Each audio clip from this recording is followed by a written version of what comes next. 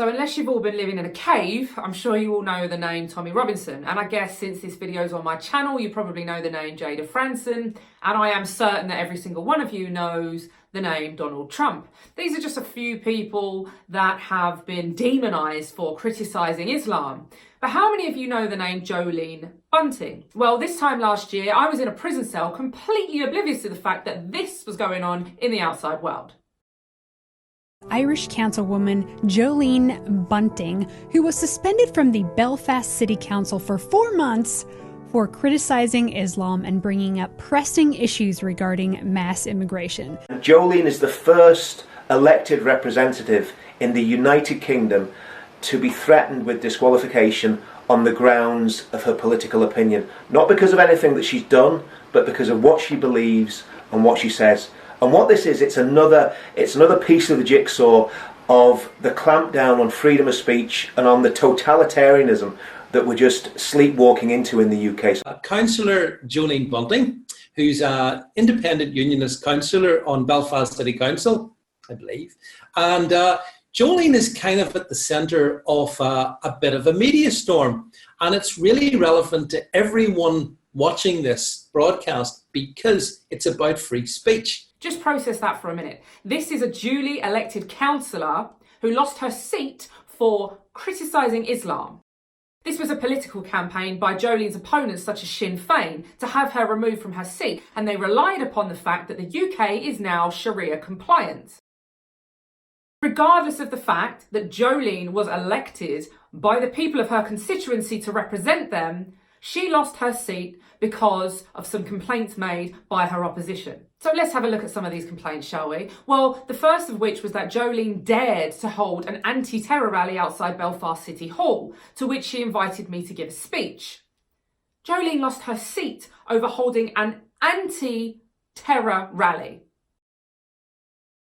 Let's look at another complaint. Jolene held a public viewing of the film Can't We Talk About This? Now, for those of you who aren't familiar with this film, it features the likes of Pamela Geller, Geert Wilders, Robert Spencer, Ezra Levant. These are all conservative political dissidents who have exposed a concerted effort by international organisations to compel the US and other Western countries to curtail freedom of speech and criminalise criticism of Islam. A growing number of us here in the UK have experienced this firsthand after having been censored and removed from any kind of online presence. Well, as a result of Jolene showing this film to the public, she was removed from her seat. In another complaint, Jolene and I filmed a short piece outside an Islamic centre in Belfast, during which I described the mosque as a den of iniquity. Jolene lost her seat for standing beside me in that video and not condemning me.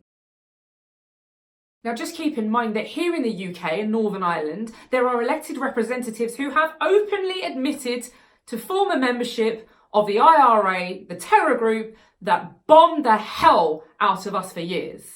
Jolene Bunting lodged an appeal to the High Court, arguing that she was entitled to express an opinion and that as an elected representative, she should not be removed other than by her own constituents. I believe it's completely undemocratic that I, as an elected representative, have been suspended and therefore unable to speak on behalf of my constituents in Court DEA for 3 months now. Any document which stops an elected representative from expressing legitimate concerns cannot be something of any use to any governing body. I know there are many in this chamber who will never agree with my politics, and I theirs. However, I believe that they have the right to express their point of view, even though I totally disagree with it. So why am I not being afforded the same rights? My case is the first of its kind. The Commissioner has suspended me while he carries out the investigation. This is completely unprecedented. A councillor who was convicted of serious sexual assault on a teenage girl remained in office for over a year before eventually being kicked out. Sorry, Councillor, you need to watch Fran into other cases in terms of processes which don't relate to this case, so I'm advising you again, or at some point I'm going to have to ask you to sit down. She lost that appeal. So here we have it. The UK is fully Sharia compliant, and don't I know it, having just been convicted of several counts of hate speech just for quoting the Quran. But see, I wasn't an elected representative. Jolene Bunting was a councillor. She had been chosen by her people. And just like we're seeing with Brexit, it just goes to show that the authorities in this country don't care what the people want. If you don't toe the line, you're out. So I'm asking you again to choose your words and what you're saying in your speech there very carefully. Contrast this to my case.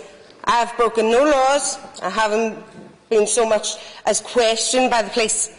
I simply spoke out about the two biggest and most dangerous problems I see facing us today, not just here in Belfast or the United Kingdom, but the entire Western civilisation, Islam and immigration, and I'm treated worse than a convicted sex offender. Sorry, I'm going to have to ask you to sit down. Well, I want people to share this video far and wide. I think if this was any other nation that was removing elected officials from their seats because they criticised Islam, it would make headline news. But the UK want the rest of the world to know just how much they grovel to this ideology. So share this video and everyone throw your support behind Jolene Bunting. She is a true born patriot and deserves everyone's support.